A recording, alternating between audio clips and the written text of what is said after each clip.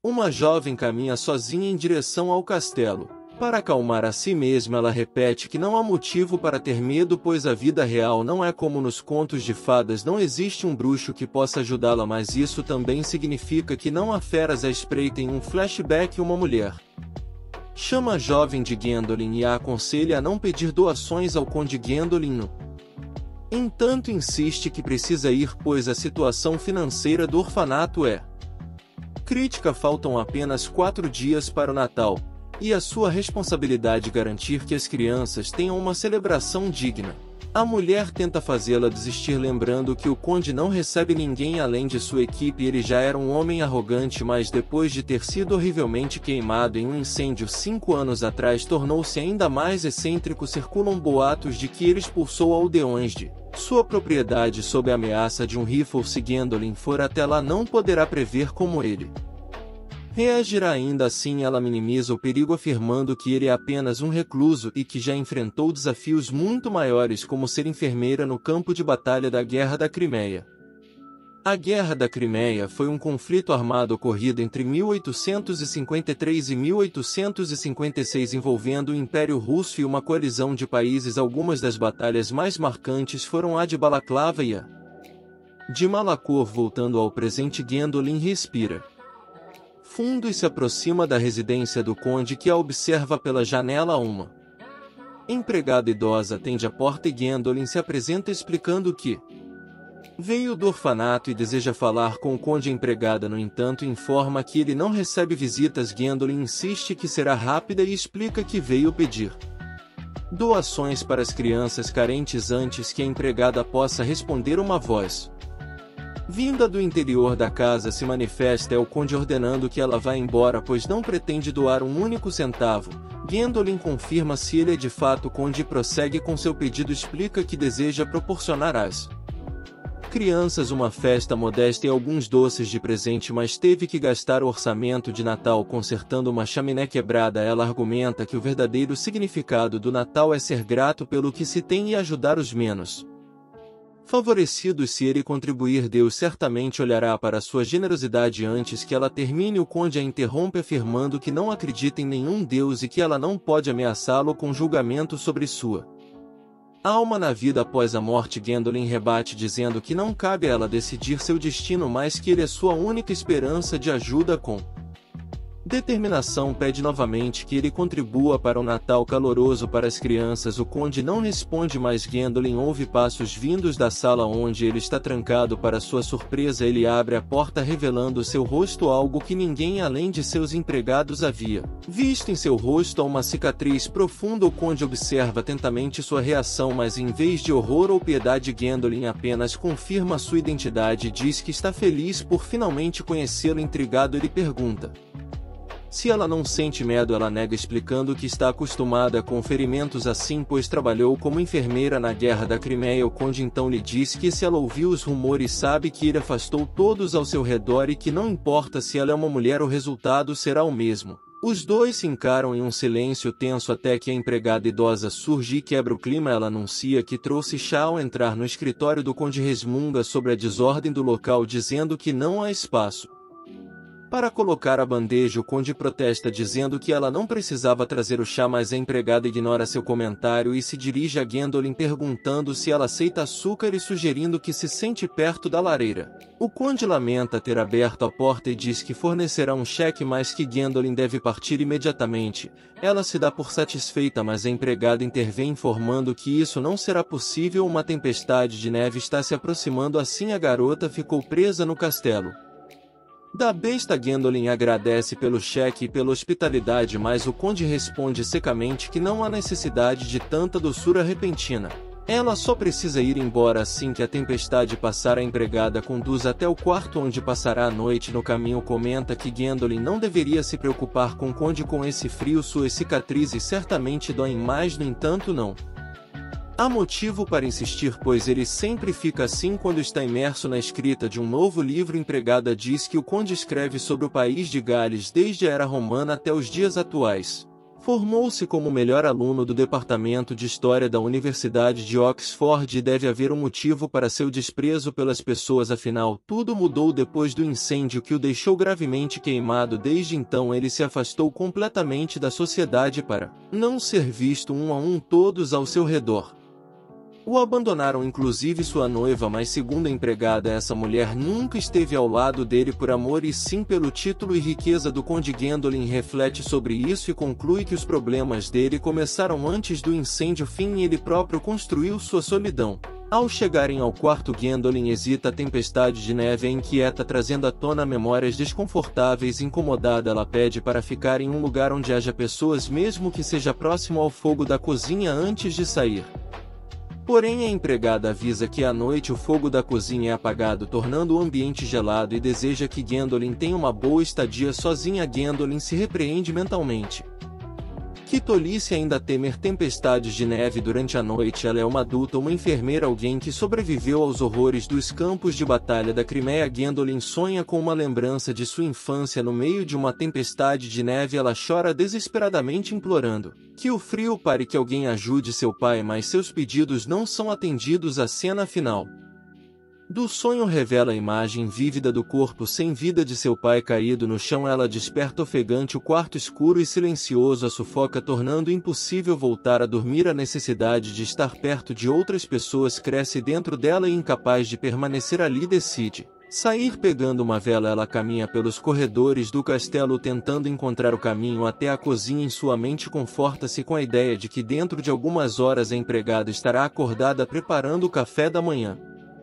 Seus passos cessam quando seus olhos encontram um quadro. A pintura retrata o conde, mas sem a cicatriz que hoje marca seu rosto. Gandolin se aproxima, observando cada detalhe da imagem, porém antes que possa refletir mais sobre aquilo, uma presença surge atrás dela. Um aperto firme em seu braço a face sobressaltar. O conde está ali. Ele menciona o perigo do fogo e questiona a sua presença nos corredores àquela hora e diz que pensava que a Bíblia proibia seus fiéis de roubar. Gandolin nega rapidamente. Sua única intenção era encontrar um lugar onde não se sentisse tão sozinho. O conde então informa que àquela hora todos os empregados ainda dormem. Sem muitas opções, ele a direciona para seu estúdio. Gandolin hesita entrar no espaço privado de um homem sozinha no meio da noite. A dúvida paira por um instante, mas ele afirma que não há motivo para preocupações tolas, até ele tem suas preferências quando se trata de mulheres. No estúdio, o conde serve uma taça de conhaque e a oferece a Gandolin. Ela recusa no início, mas ele insiste. A bebida ajudará a se aquecer. Sem alternativa, ela aceita. Ele menciona que ainda não entregou o cheque e pergunta quanto dinheiro ela precisa. Gandolin responde sem hesitar: 10 libras. O conde se surpreende com o valor modesto, questiona se realmente será suficiente. Ela confirma, explicando que não podem exagerar nos gastos. Além disso, se pedir demais, ele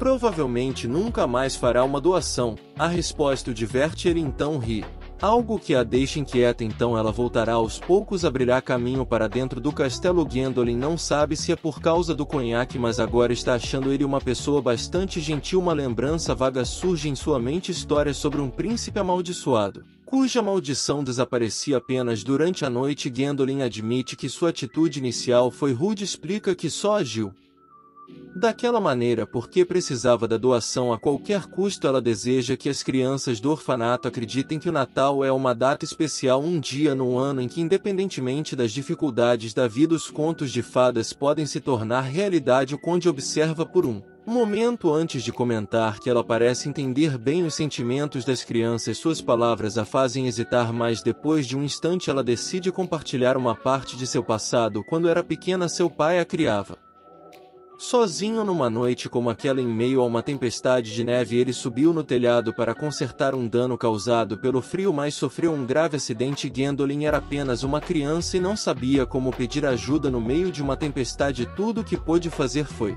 assistir impotente enquanto seu pai ficava cada vez mais fraco. Naquele momento desejou desesperadamente um milagre, algo saído de um conto de fadas, mas ele nunca veio. Ela sente-se ridícula ao admitir aquilo, afinal é uma adulta agora. Uma enfermeira que sobreviveu à guerra e cuida de crianças todos os dias não deveria ser tão fraca, mas o conde, em vez de julgá-la, simplesmente afirma que esse foi um evento marcante demais para ser ignorado. A conversa muda de rumo quando Gwendolen pergunta se ele gostaria de visitar o orfanato no Natal. Seria uma oportunidade para conhecer o local para o qual faz doações e receber a gratidão das crianças que raramente têm visitantes. No entanto, a resposta do conde não é o que ela esperava. Seu olhar se torna frio quando questiona o verdadeiro motivo do convite. Quer ensiná-las a ter compaixão por aqueles que estão feridos. Como enfermeira, pretende reabilitá-lo, ou como educadora, deseja convencê-lo a recomeçar sua vida. Ele conclui que de qualquer forma suas intenções são cruéis. Gwendolen encara suas palavras sem desviar-se. Ele pensa assim: então está plenamente ciente das coisas que perdeu e que foram culpa dele mesmo. Soldados que sofreram ferimentos muito piores ainda se agarram à vida com todas as forças, mas ele tem apenas uma cicatriz e a usa como desculpa para o que perdeu. O comentário atinge o conde em cheio e, no movimento súbito, ele bate as duas mãos contra a parede atrás de Gwendolen, encurralando-a. Ele pergunta o que ela realmente sabe. Alguma vez testemunhou a expressão das pessoas ao verem algo verdadeiramente repulsivo? Apenas aqueles que foram feridos entendem esse olhar de horror. Por um momento o silêncio se instala entre eles, mas então um som os interrompe. Batidas fortes ecoam da porta da frente. Ambos se viram e, ao abri-la, encontraram um homem ofegante. Gwendolen o reconhece imediatamente. Marvin. Ele parece surpreso ao vê-la ali, mas não há tempo para explicações. Ele diz que precisa de ajuda. Sua casa fica no topo da montanha e seu filho mais velho escorregou no gelo. O osso da perna rompeu a pele. Ele precisa chegar à cidade para buscar o médico, mas sem um cavalo não conseguirá a tempo. Se não agir rápido, seu filho vai morrer. Quando Gwendolen terminou de ouvir a história de Marvin, imagens de seu pai agonizando na neve voltaram com força. O mesmo desespero, a mesma impotência, mas agora ela podia fazer algo. Virando-se para Marvin, ela diz que ele precisava se aquecer ou não conseguiria ajudar seu filho. Enquanto ele buscava o médico, ela mesma iria até a casa dele para cuidar da criança. Marvin hesitou, perguntando se ela tinha certeza, mas Gwendolen apenas assentiu. Já havia tratado pernas quebradas antes e cuidar de crianças era seu trabalho. Ele não precisava se preocupar. Ela pediu à empregada que trouxesse algo quente para Marvin beber e então voltou-se para o conde e perguntou se ele poderia emprestar um cavalo. Ele observou por um instante antes de notar o tremor sutil em suas mãos. Perguntou se ela sabia cavalgar. Gwendolen apenas disse que tudo iria ficar bem no estábulo. Um dos empregados explicou pacientemente como ela deveria montar, manter o corpo relaxado, acompanhar os movimentos do cavalo, não segurar as rédeas com muita força. Quando ele se ofereceu para acompanhá-la, Gwendolen recusou. Ele precisava ir atrás do médico antes que ela pudesse partir. A empregada apareceu com suas roupas de frio, mas para surpresa de todos, o conde também surgiu trazendo uma capa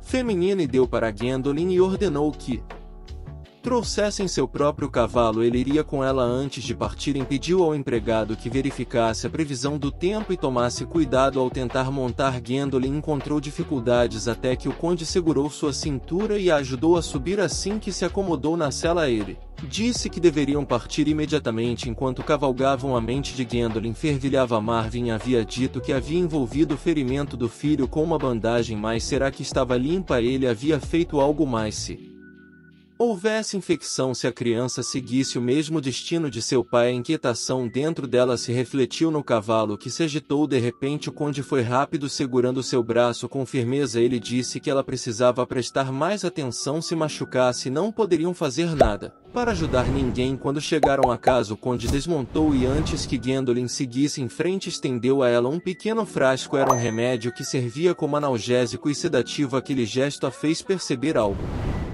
Ele também não havia conseguido dormir naquela noite. Fora isso, que o levou ao corredor ao encontro inesperado entre os dois. Gwendolen pegou o frasco e agradeceu, mas quando começou a caminhar notou que o conde permanecia parado. Ele disse que esperaria ali. Ela hesitou por um momento. Sabia que ele não queria conhecer as crianças, mas não poderia fazer tudo sozinha. Pediu para que ele fosse com ela. Após um breve silêncio, ele Concordou. Gwendolyn bateu a porta. Quase imediatamente ela se abriu, revelando um pequeno rosto curioso, o filho mais novo de Marvin, William. William olhou para Gwendolyn com curiosidade e perguntou o que ela estava fazendo ali. Ela explicou que veio ver o irmão dele, que Marvin e o médico já estavam a caminho. Ao perceber a presença do conde, William olhou para ele e Gwendolyn o apresentou.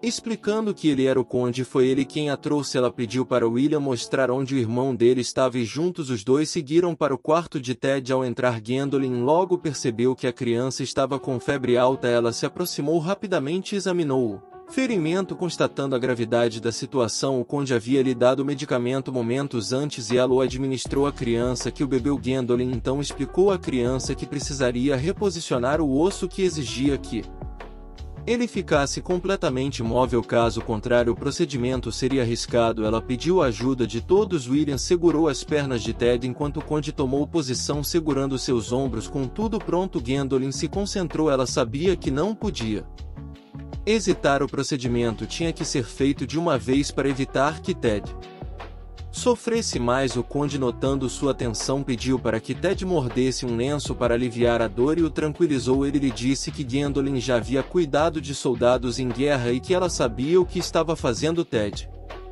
só precisava relaxar e deixar tudo com ela. Essas palavras deram a Gwendolyn a confiança que precisava. Ela repetiu para si mesma que não era mais a menina indefesa do passado. Ela poderia fazer aquilo. Ela conseguiria colocar o osso de Ted no lugar. Porém, após o procedimento, Ted desmaiou de dor. Gwendolyn pediu para que todos saíssem do quarto para que Ted pudesse descansar. O conde colocou uma mão no ombro de Gwendolyn e disse que ela fez um excelente trabalho. Ela sorriu, os olhos marejados. William, ainda tremendo e quase chorando, foi confortado pelo conde, que acariciou sua cabeça e o elogiou, também pedindo para que ele preparasse um chá para Gwendolyn. O menino, embora ainda abalado, concordou, mas para surpresa do conde, puxou pela mão pedindo que o acompanhasse até a cozinha. Gwendolyn sorriu e, ao se lembrar de que ainda precisava desinfetar o ferimento de Ted, notou que a neve só piorava lá fora. Quando terminou o tratamento, Gwendolyn se dirigiu à cozinha, surpresa com a bagunça que os dois haviam feito, considerando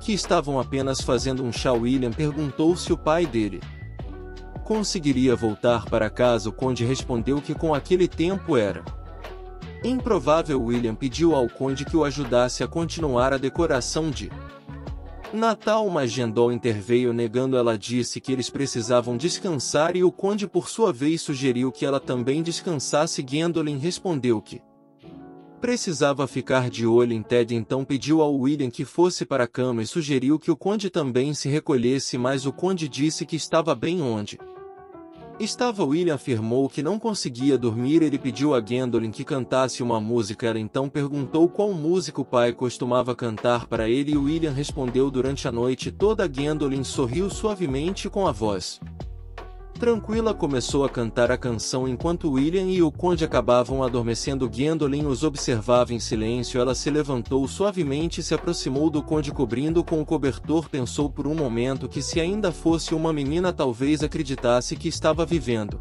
um conto de fadas. Ela conheceu um príncipe amaldiçoado em um castelo amaldiçoado.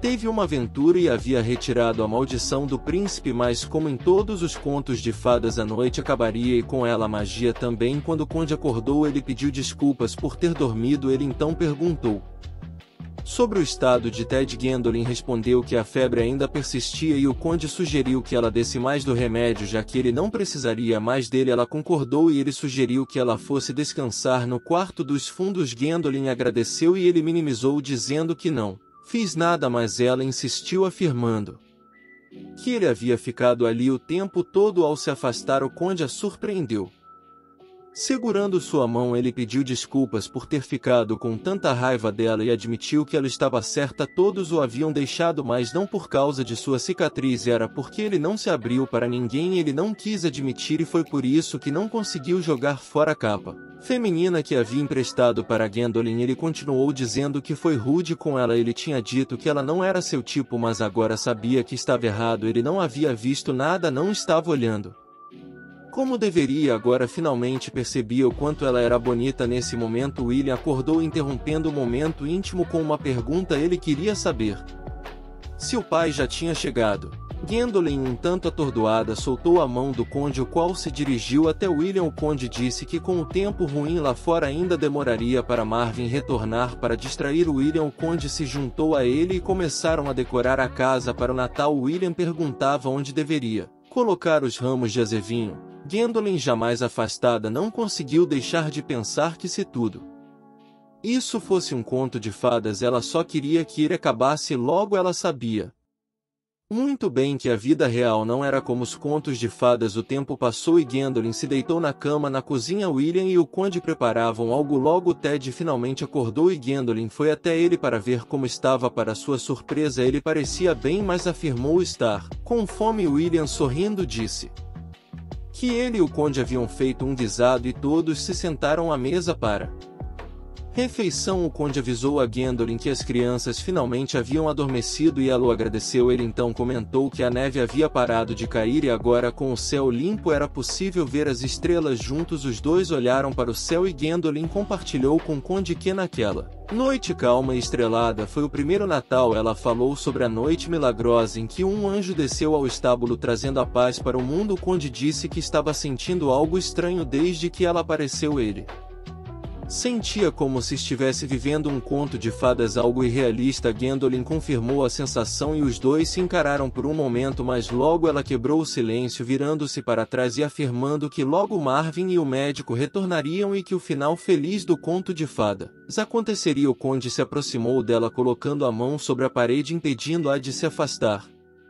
Ele disse que não queria que esse momento terminasse ainda com um visco nas mãos. Perguntou se ela sabia o significado do visco de Natal. Quando duas pessoas ficavam embaixo dele, ele se aproximou ainda mais e Gwendolyn, com os olhos fechados, aceitou o beijo, mas naquele momento ela pensou sobre sua infância. Sempre teve a certeza de que um príncipe de cavalo branco apareceria um dia em sua vida, mas ao mesmo tempo empurrou o conde para longe. Ela afirmou que estavam vivendo a vida real, não um conto de fadas, e que esse tipo de coisa não poderia acontecer para alguém com o status dele. Ela não passaria de um brinquedo. Ela explicou que o que ele estava sentindo era apenas devido às circunstâncias extraordinárias daquele momento e que quando suas vidas voltassem ao normal, esse sentimento desapareceria. O conde se afastou e Gwendolyn se reconfortou, afirmando para si mesma que estava tudo bem. Contos de fadas, pensou ela, deveriam ficar onde pertencem, nos próprios contos de fadas. Logo Marvin retornou com o médico, que confirmou que Ted estava bem e logo se recuperaria. Marvin agradeceu a Gwendolyn